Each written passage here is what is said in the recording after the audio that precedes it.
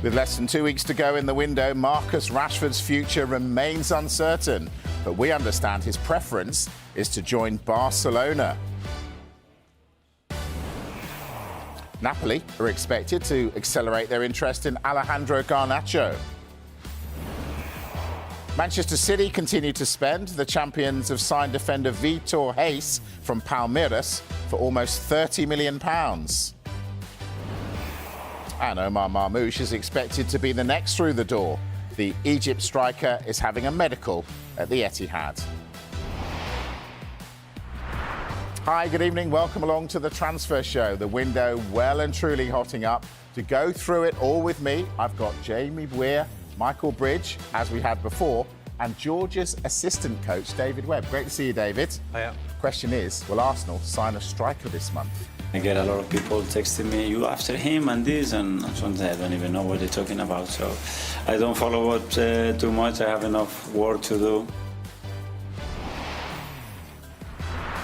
Brentford reject Nottingham Forest £22 million bid for Johan Wissa, saying it falls way short of their valuation.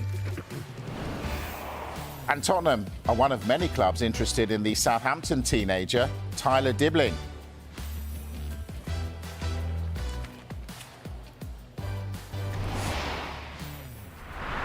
As we've done throughout the window, we're going to start with Manchester United. Jamie, developments in the Marcus Rashford story. Tell us. And as we've done throughout the window, we're going to talk about Marcus Rashford, the gift that keeps on giving. As we revealed last week, his preference is to join Barcelona, but that is complicated. We've already seen with the Dani Olmo saga that they need to create space for his salary with outgoings. They've not formalised any interest yet. Borussia Dortmund, meanwhile, have engaged Manchester United over terms of a loan deal in case they proceed with that move for him. The AC Milan thing looks like it's gone quiet now. AC Milan's focus is on getting Kyle Walker through the door, so it looks as if they've turned their focus away from Marcus Rashford. But I think everything is still on the table, Bridgie, and perhaps even we could see Marcus Rashford stay and try to fight for his place at Old Trafford, even though I think most of us would agree that perhaps the ship has sailed. It's the end of the road for those two parties and they're both going separate ways. I think it's perhaps still on the table. Absolutely, yeah. I think the key is all options are still on the table, and this could maybe go into the final week of the window. We've got 13 days to go. It's a bit more extended than usual. It's usually January 31st, but it's February the 3rd, everyone. This time, February the 3rd. It's a manic Monday, potentially. And will it be a manic Monday for Marcus Rashford? As Jamie said, you know, there are options. Borussia Dortmund mentioned. Then we said to you last night that Erik ten Hag was linked with the Borussia Dortmund job. Wow, wouldn't that be a story? But another option is actually to stay at Manchester United. Wow, I still can't get over the post-match press conference from Manchester United on Sunday. What Ruben Amorim said about being the worst Manchester United team and squad. Wow, we get it. You know, he does want to make changes. That's absolutely understandable. But I do wonder what the ones that started in that match and who featured, how they feel about it. I'll tell you, didn't feature in that match, that man there. David, how difficult will it be for United to get Rashford out of the door? Yeah, it's always difficult in the January window, I think, especially when you've got a big player like Rashford. And obviously it's availability and the need on the other clubs you mentioned, like Barcelona or Dortmund. Obviously he's got big salary and expectations and stuff like that. So it's a shame for Marcus because obviously he's a Man United icon, but I think it looks like the most sensible move for him to part ways if he can this window. Barcelona, Jamie, I don't get it. I just don't get why a player would want to go there, given their financial mess. Why would he want to go there when they can't? They might not be able to pay him. Horrible place to live, isn't it? Horrible place. Yeah, but they might not be able to pay him. They might not even be able to register him. Why go there? Well, I mean, that is the thing, and as David alluded to, he's on a salary of 350 grand a week, and all the indications are there's no chance that Barca can afford that at the moment. But I think it's a lifestyle choice, isn't it? And he's been at Old Trafford since he was a pup, and here's a chance to move to one of the greatest cities in Europe for one of the, if not the biggest club in Europe. Real Madrid fans wouldn't like me for saying that, but you know, imagine doing that at his age and just getting the chance to experience something different, experience La Liga and a city like Barcelona. I think that's the appeal for Marcus Rashford. But you're right, it all comes with that risk that it is a club that is not on the most even financial footing at the moment. Right, I'm hearing there's breaking news from Southampton. Michael Bridge. Yeah, thank you to Southampton for doing it during the transfer show. Yeah, good news for Southampton fans. Let's face it, it's not been a great season so far, but you have signed Albert Grönbeck from French club Rennes. The attacking midfielder, he's joined on an initial loan move until the end of the season. Now, there's an option for Southampton to make this move permanent for £12.7 million. He's a 23-year-old Denmark international midfielder. So to recap the top story, Southampton have signed Albert Grombeck from French club Rennes. Talk me through a player's mentality. That's a club that's really struggling. Why would he go there? It's still a chance to play in the Premier League. Southampton is still a progressive club. I mean, it looks like their situation in the league is not great. But I think any player that coming from the French league or any other European league, when you get that chance to play in the Premier League, and even if it is for 3 months, for another 10 games. Yeah, for another 10 games. It's still a chance to showcase yourself in Sure. the biggest league in the world. So I think for him, you know, it's a good signing for Southampton. They're having a go. They're going to try and stay up. And yeah, I think from his perspective, it's a good move. OK, all right. Let's talk Alejandro Garnacho, Michael. Is he going to be in the Premier League for the rest of the season? Yeah, really interesting one, this, because we know there was tentative interest from Chelsea over a week ago and didn't look likely at any point. The interest from clubs haven't gone away, and this time the club is Antonio Conte's Napoli, who are expected to accelerate their interest in Garnacho. With head coach, we know him very well, Antonio Conte, driving the deal. The initial approach was just shy of £40 million, which was knocked back, but they're under the impression, I love this, they're under the impression that Manchester United wants to do business around the £60 million mark. Now, good player, very good player, but that's a lot of money. And as we revealed yesterday, he's not looking to leave Old Trafford, but is aware he would be sold for the right price and the right conditions. What do you think, David? Are you surprised that United are even contemplating letting someone like Garnacho go? Yeah, for me, he's still very young. He's got loads of potential, and he looks like a sort of Amron-type player on the surface. Obviously, we never know what goes on behind closed doors, and he's got those qualities where he can play in his system, either down the sides as the wing-backs or the number 10. But with Quara, who's just gone to PSG, he looks like he could be a potential replacement for that. But I think Man United are quite right. They're not going to let him go cheap. He's a fantastic player. Now, if he goes to Napoli, he could replace Kubica Kvaratskhelia, who you know well, of course. He's a Georgian. Is he of a comparable standard, Garnacho to Kvaratskhelia? Yeah, similar. I mean, there's similar attacking qualities. They both like to dribble, like let's go 1v1. They can play on either side. Quara, as we call him in Georgia, can play up front as well. We would like to use him in the Georgian team, but I think he might do that with PSG. But I think Garnacho, in looking at Conte's system, more of a 4-3-3, he could be a good fit in there. Did I get his name right? That's why they call him Quara. You did, it's yeah. Far easier to say. We say that for short. It's either Quara or Cunha. Oh, OK. Yeah. I might go with that. Yeah. Tell us about him. What was he like to coach? Yeah, he's a fantastic player. He's obvious standout talents. He's great on the ball. He's very direct. For Napoli, I think they play him on the wing. We play him up front. Be interesting to see where he plays at PSG. Looking at where they are, especially with Koulibaly going now to Juventus, they might play him in that false 9 position. But I think when we have him in camp for the training camps, he's what you call like a top character. So when we do the training camps for national teams, you have to be really precise with your work, because you only get 3-4 days to work with the players before your game. And we can't get him off a training pitch at the end of games. He's one of those where he's got that top mentality. He always wants to learn. He always wants to get better. He's got that drive and determination. So, yeah, he's a phenomenal player, and he's a fantastic character as well. Mike, this is the domino effect we see every transfer window, isn't it? Koulibaly goes to Juventus, Kvaratskhelia goes to Paris Saint-Germain. Yeah. Now Napoli are trying to replace him. And the later you do it in January, the more difficult it gets. And the club that you're trying to buy a player from is like, oh, you're desperate, are you? Well, we might just ramp up the price a little bit more. Exactly. On that note, let's talk about incomings for Manchester United. Linked with Patrick Dorgu.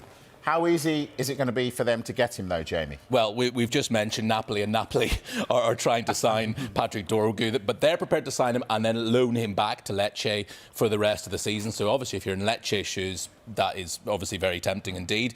We understand Sky Italy are telling us that an agreement is close to being made between these two clubs, but if Manchester United were to offer around £34 million, €40 million, that could change the dynamic. So I think the ball very much in Manchester United's court. Yep, if you want him, stump up the cash. OK, so he could come in. United could show Antony the door. Is that right, Michael? That is right, Mike. It's a move for Antony to Real Betis on loan close to completion. Now, I'm sure a lot of Manchester United fans watching us now will probably think that's best for all parties. But let's remember, 85 million, the whole package of that transfer from Ajax around the summer of 22. But these are the key figures here, Mike. A verbal agreement exists with no option or obligation included in the deal. Formal formalities are being sorted before he took a medical. Here's the key for me. His contract is up, yes, in 2027, but it does include a club-held option of a further year. Many of these deals, I'm not saying it's going to happen, but a lot of these deals, a player goes on loan but signs a deal with his club. Yeah. I'm not saying it's going to happen here because this was a big transfer. Yeah. But like, for the price tag, one of the Premier League all-time flops, you have to say. It just has not worked out at all. Not at all. So on that note then, David, is it time for Antony to move on? Yeah, I think so. I think he needs a fresh challenge. He hasn't had much game time. It hasn't probably worked out as what he would have liked at Man United. So I think a move away is probably the right move for him. From a coaching perspective, how difficult is it for a club? Because obviously he came in for Eric Ten Hag, worked with him before. Ten Hag's gone, and there are all these players who don't suit Amorim's system. So how hard is it for the club to go, right, we've got to ship all of those out and get a whole set in and play a different system? Yeah, it's very difficult when you change managers at this point of the season as well, and you also change in tactical systems. You're changing a coach who's got different ideas. He said Ruben likes to play more of a 3-4-3. Antony's more of an orthodox winger that probably don't fit into that system. So automatically he's not going to play. But then you've got the factor of that he did cost a lot of money. He's probably on big wages, and rather than him sort of sitting there, then the club are going to look like to recoup something back, whether that be January or in the summer, because January's a very difficult window. But I think in these situations, when you get a manager that changes, you can't change everything all at once. You have to work with what you've got and then see if you can get some of the ones out in January, and then it's more about the summer, really. OK. More about right now, as I hear there's been another development in the Marcus Rashford story. Yeah. What's going on, Jamie? Yes, indeed. This is just reaching us now. Marcus Rashford's representatives met with Barca executives in Lisbon today. That's ahead of Barcelona taking on Benfica. So they're in Lisbon, obviously, Barcelona. They met Marcus Rashford's representatives and the Barca execs. This is no different to what we've been reporting. Barca remains Marcus Rashford's preferred destination. As we said, the club would have to then be sort of creative and create some salary space. Potential departures of Ansu Fati and Eric Garcia would help with that. But Barca yet to make a formal move. Borussia Dortmund still on the table as well. But they have now met at least the two parties. All right. Thank you very much, gentlemen. Let's take a break. Just to give you a quick update, Aston Villa, 1 down against Monaco in the Champions League. Atalanta, 1 up against Sturm Graz. We'll keep you updated with that. We're going to take a break. When we come back, we're going to talk the champions, Manchester City, who are being very busy. See you in a moment.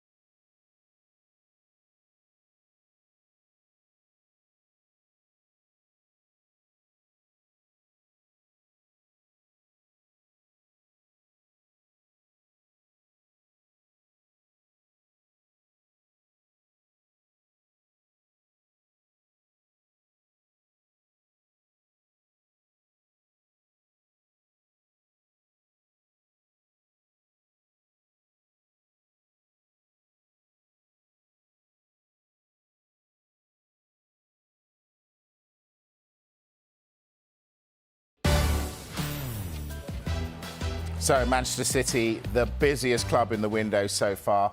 Done deal.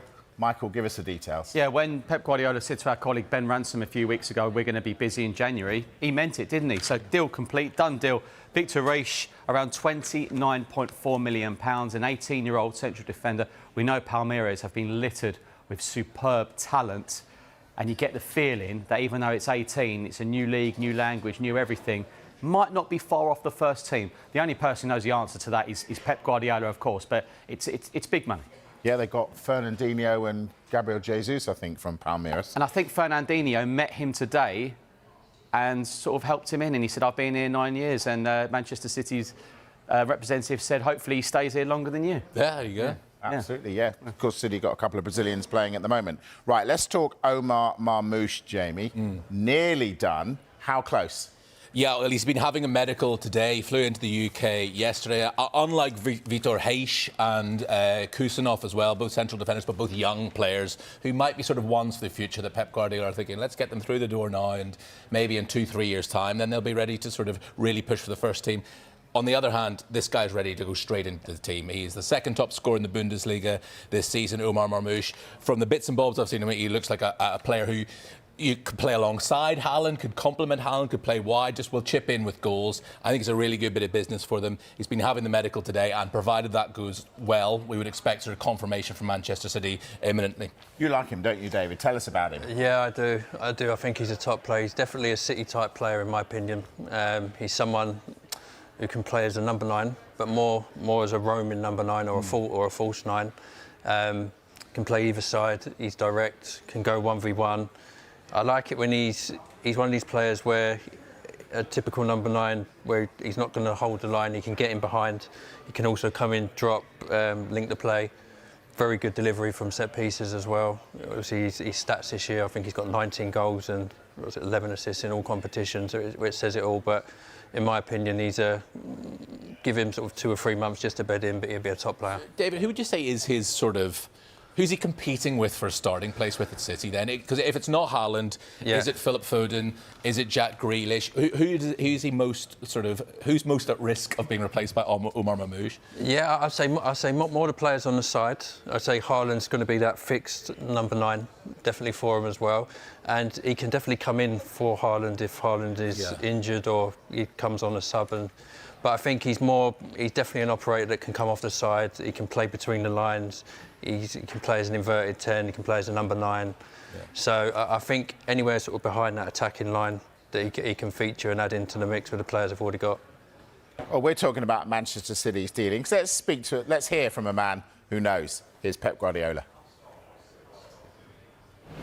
Hi Pep, since we saw you last, City have signed 2 players, 2 defenders. Can you tell us a bit about them? Welcome back to them, to this City family. I'm very pleased. Really young players, so they come from many years and different type. Kusanov play here in France, so physicality extraordinary. Hopefully he can learn English as quick as possible. And Victor is a young talent in Brazil, and yeah, really pleased. And presumably Kyle Walker's not here, Pep. Is there any news on him? No. No news from Pep. Jamie, have you got news on Kyle Walker? Well, he obviously wasn't part of it. Right, Pep. Right, it's Michael Bridge here. Right. Bridgie He's knows. expecting to travel to Milan this week to complete a loan move to AC Milan. Right, Pep? Yeah, he's gone, but yeah. OK. Yeah. Oh. It's strange, this one, isn't it? I mean, well, it is and it isn't. I mean, but, you know, club captain, he's won everything in the game. At the start of the season, Mike, you would have thought he's almost one of the first names in the team sheet. And then here we are, January window, it looks like he's just going to sort of, you know, slide away to AC Milan. It's the last we've seen him in a Manchester City shirt. It seems a bit of a sad way for a great career at that club to have ended. What do you think? Are you surprised that a man who's been so integral to City's success is now suddenly on his way halfway through a season? Yeah, I am a bit, to be fair, considering where they are in the league. And he's definitely one of sort of the senior players at the club, and you'd expect him maybe just to, even if he's not featuring too much, he would probably be a great character to have around, especially with the new younger players coming in as well. Obviously, his Pep's and City's call, but if I was in that position, I'd be tempted to keep him to the end of the season just to see if we can use him for the dressing room, even if we're not going to use him so much on the pitch. Yeah, he's a leader, isn't he? Is that what they're going to miss, even if he's lost his superpower of his pace? Yeah, of course. I mean, he's a phenomenal player. He's many caps for England. He's won multiple trophies at City, and yeah, he's a strong and he's a big character. I remember him a little bit when I was at Tottenham back in sort of 2015 and 17, and he was sort of a larger-than-life character there. So he's gone on to have a fantastic career. But yeah, if I was in that position, I'd be tempted to keep him. I want to ask you about the Uzbekistan centre-back the City have just signed, Abdulkadir Kusanov. What do you know about him? Yeah, I think he's quite a young one. I think he's only about 19, 20. I see a little bit of it. I watched the game, and I think it was the PSG game in the Cup. He definitely looks like a City-esque type player. He's calm on the ball. Yeah. He likes to break forward line with his passes. He's very composed for a young lad. He doesn't get fazed by the pressure. I'm sorry, I'm going to have to interrupt you go on. because you're great, but Erling Haaland is even better. There we go. 10 years sounds like a lot, most of your career. What sort of convinced you to sign on for that long? First of all, the feeling, as I said, and the people I spoke with made me convinced that this was the right choice, the people around me. And yeah, in the end, when I spoke with people, we came to this, and it felt really good. In the end, I really look forward to spending so many more years in Manchester. It's going to be amazing. Hi, Erling. It's a massive commitment on your part as well as the club's to commit yourself for so long. So with the uncertainty surrounding the club right now, we all know the club's waiting to hear what's going to happen with the 115 charges. Did that not worry you at all? Did you have to seek reassurances that if the worst happened that you would have, a way out maybe? No, I haven't thought of that or anything. I'm confident that the club know what they're doing, yeah, in the end, I really don't think I should speak too much about this because I've been there for 2.5 years. So, yeah, in the end, I'm confident that the club knows what they're doing. Erling, not many players get offered the chance to sign a 10-year contract. Are you surprised that City have... we know you're good at scoring goals and everything, but are you even surprised that City have committed so long to you? I think it's a really good sign, I think, and a thing. Yeah, of course, it's a bit unusual. It's not normal, and that's also something I like. But yeah, in the end, it felt good for both parties, and in the end, it was an easy choice. So, yeah.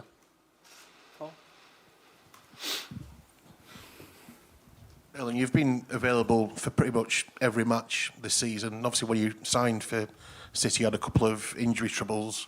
What's made that different now? What's made that click? What's the secret behind that? Taking good care of my body, first of all. I try to do everything I can to be available for the club, for the team, and yeah, it's been going really well this season in terms of that. It's not easy because of many games, but yeah, it's about taking care of the body. It's about preparing in the right way. It's about getting the right and enough amount of sleep, eating the right things, and doing choices in the end. Yeah, I probably changed a few things. What it is, I don't really know. I started measuring my sleep just to make sure that I slept really well, and it was true. I slept really good, so that's a thing I did differently this season, and anything else, I don't know. I do mostly the same. Yeah. David? Just two things, Erling. Did a part of you, when you committed for such a long time, have Alan Shearer's Premier League record in your mind? No. Not at all? Not really, no. Okay. And just the second part is, it's been a real up and down season for you and the club. Do you feel that you're now back on the up after this little mini run of 4 or 5 games? Do you feel like City again, essentially, and yourself? Yeah, I feel like a really positive energy in the club, and it's been a hard period. Everyone knows that. But yeah, I feel the energy. We're training really good, and yeah, I think we're over that now. And of course, we look ahead. We look forward to in time. We look forward to the game tomorrow, and then many other games. So yeah. Ollie. Hi, Erling. However happy you are at City, and I take your point about that you're very happy, your family's happy, etc. A lot of big players have big dreams of, often the one that they quote is Real Madrid, playing for Real Madrid or Barcelona. The length of the deal that you've signed probably rules that out. Is that not something that, you know, we've just seen Lewis Hamilton sign for Ferrari? That's probably, that kind of move is probably off the books for you now. Is that, you're obviously okay with that? Yeah, I just signed a 9.5-year deal, so what do you want me to say? Of course, I'm happy with that, and I'm good with that. Yeah, as I said, I'm super happy with my choice, and I'm looking forward to spending many years in Manchester, and that's really it. Okay, guys, we'll take some questions in French, please. We'll start here at the front. Head to step.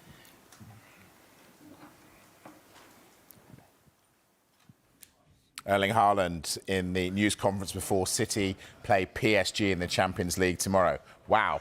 So let's start. 9.5-year contract. What do you think? It's a big contract. I think it's a statement of intent for City. Obviously, they want to secure their best asset, and I think with that, you're going to warn off other competitors, Real Madrid, in the future as well. But I think it's a chance for, like you said, he said some good things there, Haaland, like when he said how he prepares himself, he looks after his body with the right food and right that. So, you know, maybe he could become that next generation of leaders for him as well. Seems he's going to be there for such a long time. If I was Pep, I'd definitely be looking to add him to the leadership group now. Yeah. I mean, the thing is, God forbid, we obviously hope this doesn't happen, but you can have a career-ending injury tomorrow, do you know what I mean? Or you can have something like happened to Dele Alli. Your form can just inexplicably fall off a cliff.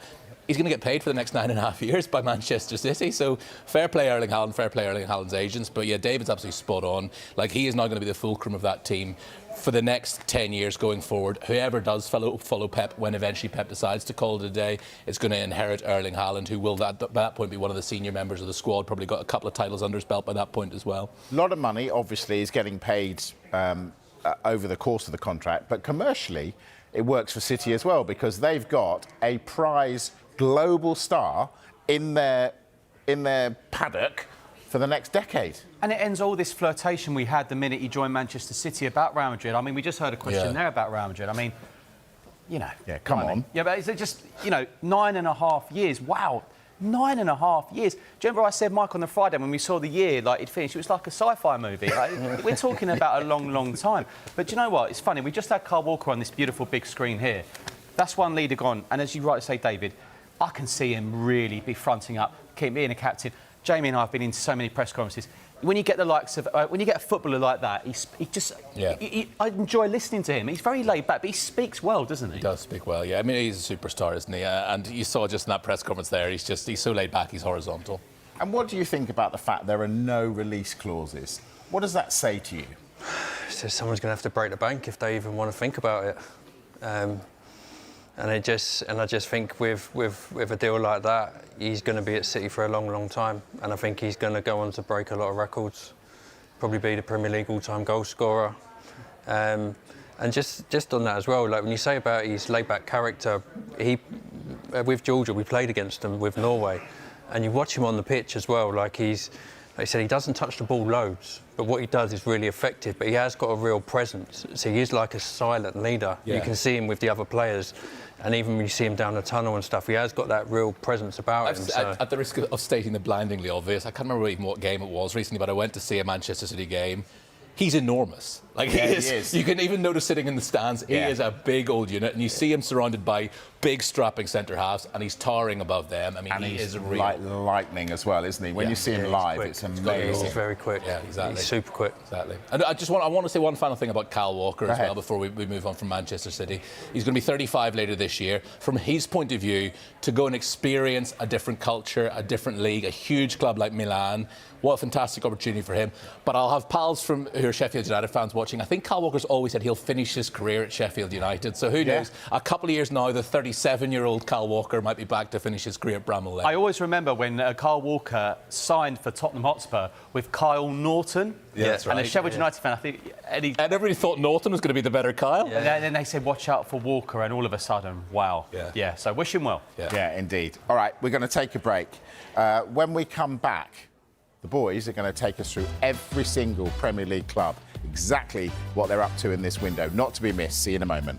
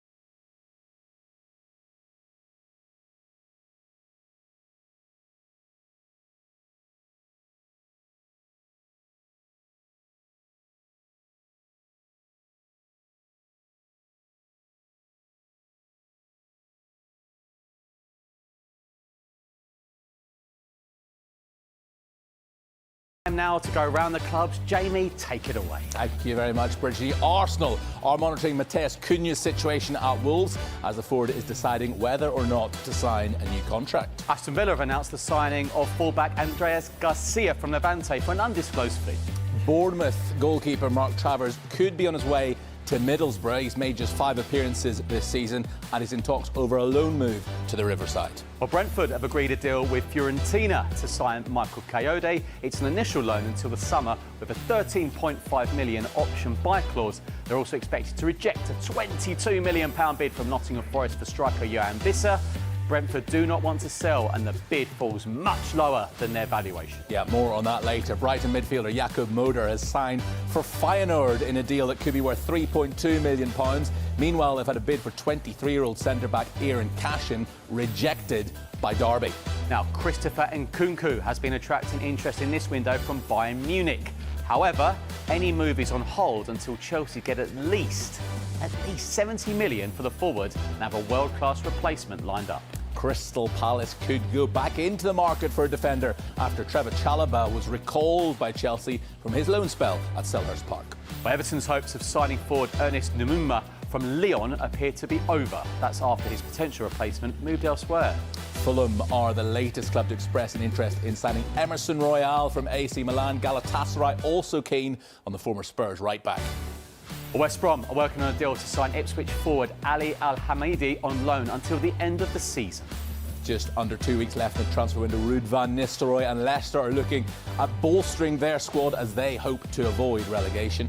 Let's go to Liverpool. Ibrahima Konate is committed to the club, happy at the club, and would love to extend his stay in Merseyside on the right terms. This follows on from the centre-back announcing that he'd been offered a new contract. Lots of new contracts at Liverpool. Frankfurt striker Omar Mamouche is having his medical with Manchester City today.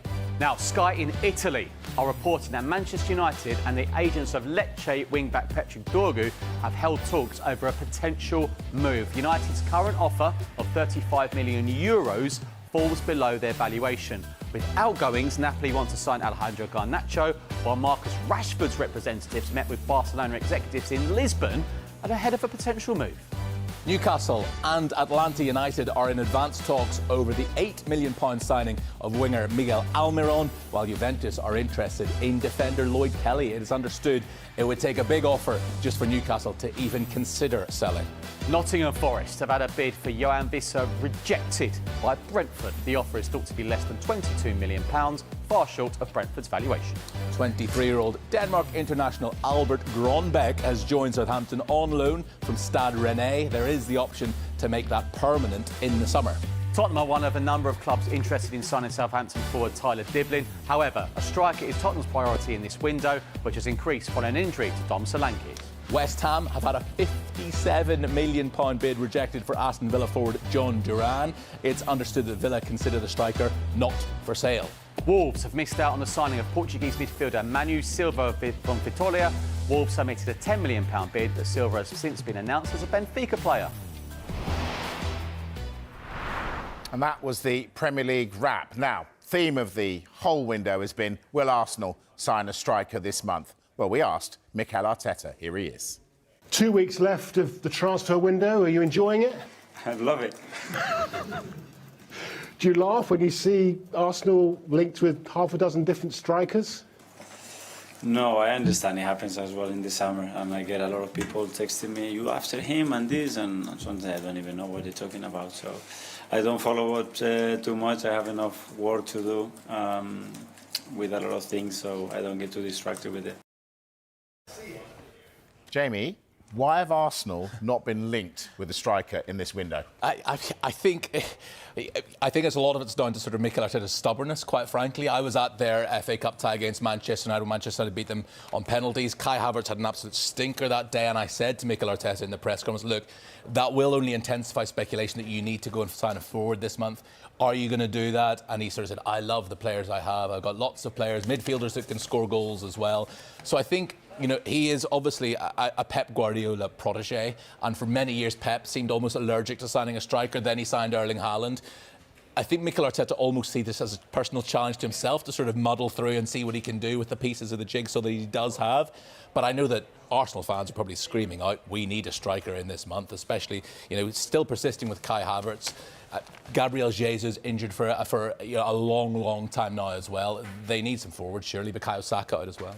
Are they making a mess of this, Michael? Because it's not just this window, it's window and window and window. We've been talking about Arsenal getting a forward player. It hasn't happened, and now they need one. Yeah, I remember a deadline day where it happened with Pierre-Emerick Aubameyang, and I'm not going to completely rule it out that they won't bring someone in. Look, we got some information from a source over the last couple of hours that they're keeping an eye on Wolves forward Matheus Cunha and his situation in the transfer window. Now, a lot of these deals, loans with obligations and options to buy. However, I don't think this will apply in this instance. Why is that? Because they've already got their 2 domestic loans in Neto from Bournemouth and Raheem Sterling. So if it was to happen, it would have to be a permanent deal. But Wolves... Or send one of those back. Yeah, exactly. But Wolves fans are now watching this saying, oh, no.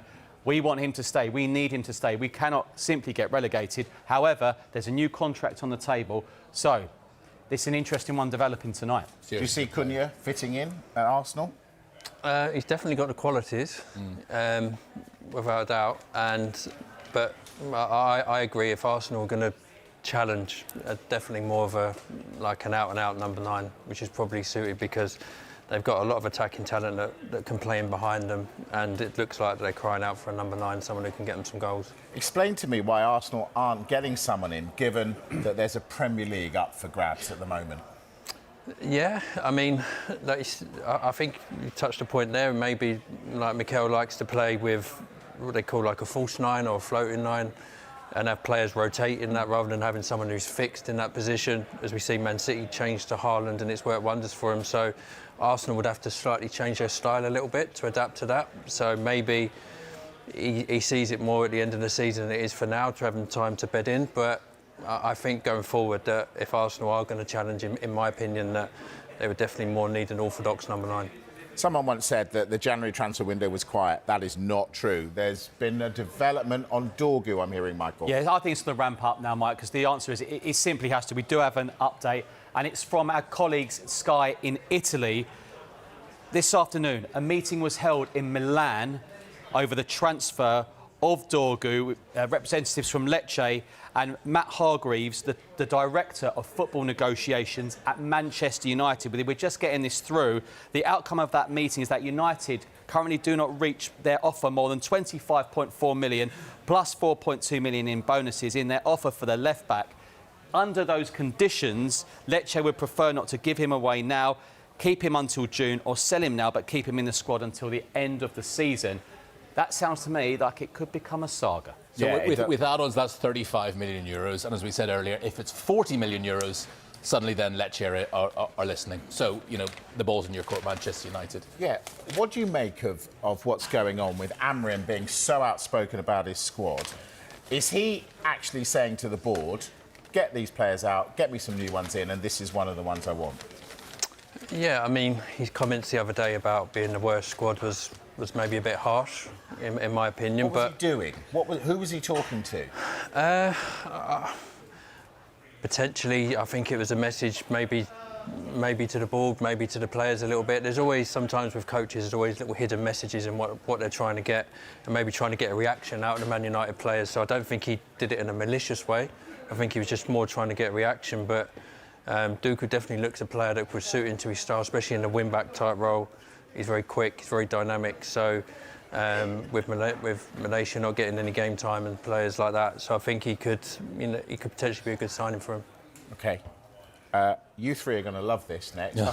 When we come back from the break, we're going to talk Tottenham. No, Merce is laughing at me. No. Oh, wow.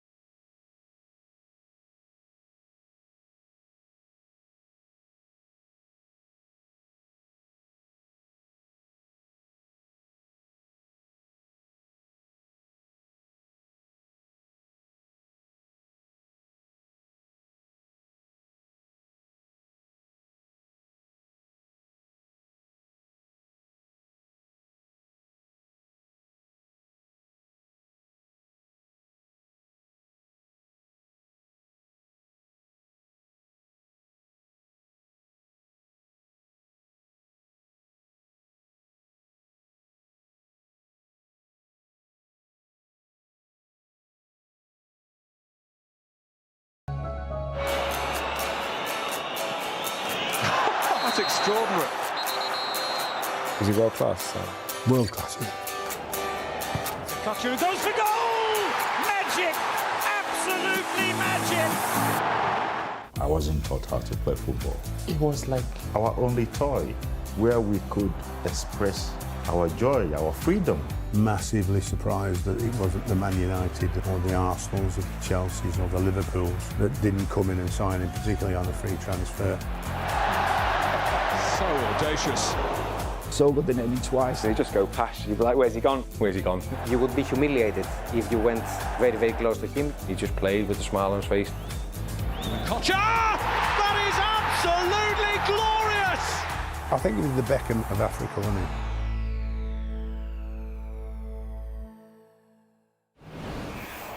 Yeah, for the inside story on one of the biggest transfer coups in Premier League history. Yep, JJ Okocha to Bolton. Just watch Transfer 360. They are brilliant, the series. Yeah. Sky Sports News, 11:30 in the morning for that one. Right, I want to talk Nottingham Forest with you, Jamie.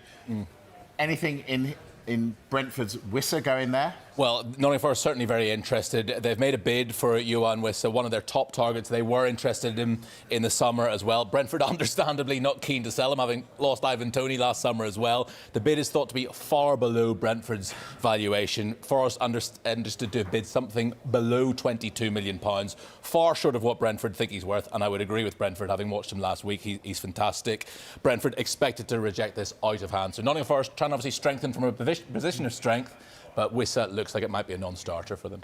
Michael, Southampton's Tyler Dibbling attracting interest. Who wants him? Yeah, and it's not... Well, English sides are interested, but the line we've got from our colleagues in Germany is RB Leipzig wants a signing and they're willing to pay around €30 million for the winger. It's been a really, really disappointing season for Southampton, but one shining light has been this youngster here. He's got some real talent. Southampton clearly want significantly more. They believe he's going to be a top player, and he's clearly going to be a top player. However, there is interest from the Premier League. Someone asked me earlier, do Spurs like him? Yeah, but most teams in the Premier League like this player. He's going to go on. He's going right to the very top, as Harry Redknapp once said. He once said, all right, I promised everybody we'd talk Spurs. What about Spurs? Don't look at Paul Merson, look at me. He's laughing at me. Any business in the offing for Tottenham Hotspur? They want to sign a forward, and they have to sign a forward. You know, they really have to. The last few weeks, you know, Ange Postecoglou has said Dom needs help. Well, Dom is now injured for maybe 3 to 6 weeks. It's a huge blow for Tottenham. Richarlison's back, yes, but he's been littered with injuries all season. These are massive couple of weeks for Spurs. Right, the league, forget about it. But Carabao Cup, Europa League, and FA Cup in the next couple of weeks. I was going to come to you, but there's breaking news, as always. What you got, Jamie? Yeah, I do. It concerns Alejandro Garnacho, who we spoke about right at the very top of the hour as well. Manchester, we understand, have now lowered their demands for Alejandro Garnacho in terms of Napoli or the club that are interested. According to Sky in Italy, United said to have come down from their initial asking price after holding talks today and are now open to doing business at around £55 million. Now, Napoli are yet to come anywhere near that figure. They're still hoping to do a deal for closer to £46 million, but it might well be that the two clubs meet in the middle, maybe something around £50 million for, you know, Dave was talking about earlier, a player with bags of potential, but that is still an awful lot of money, and looks like Ruben Amorim is wielding the axe and being quite brutal. David, we've only got about 20 seconds. Yeah. Are United thinking money and not football? Probably both. They need to get rid of to strengthen. So it looks like that he's not fitting into his plan, so it's one out and potentially another one in. OK, well, listen, thank you all very much. David, great to see you on the you. show. Michael, likewise. And Jamie, thank you very Always much. a pleasure. Always a pleasure, Mike. It's great to see you. So much going on in the transfer window at the moment. As you can see, January's supposed to be quiet, not this one. Loads going on. Manchester City leading the way, but other clubs are following suit. Manchester United in particular. Following us, a soccer special. Oh. You've got that lot coming up in just a moment. They're going to take you through a fantastic evening of sport. Enjoy.